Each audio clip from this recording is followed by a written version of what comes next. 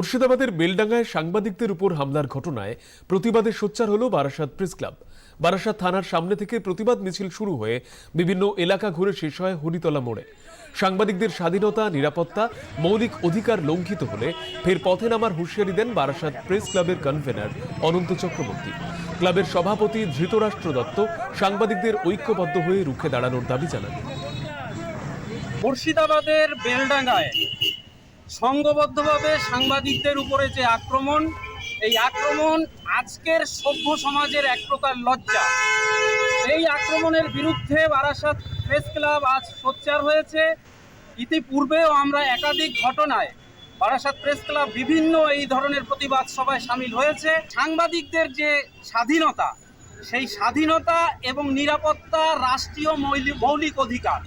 এই অধিকার যখনই লঙ্ঘন হবে আমরা আবারও সোচ্চার হব, আমরা পথে নামব। সেদিনকে যখন মহিলা সাংবাদিক মার খাওয়ার পরে পুলিশের কাছে সহযোগিতা চেয়েছিল, পুলিশও কিন্তু তাদেরকে সহযোগিতা করেনি। সুতরাং আমরা মনে করি যে আমাদের সারা বাংলায় যত সাংবাদিকরা রয়েছে সবাই যদি আমরা ঐক্যবদ্ধ হতে পারি এবং ঐক্যবদ্ধ হয়ে যেখানে সাংবাদিক নিগ্রহ হবে সেখানে যদি আমরা রুখে দাঁড়াতে পারি, তাহলে আমরা মনে করি যে আমাদের নিজেদের নিরাপত্তা নিজেরাই করে নিতে পারবো।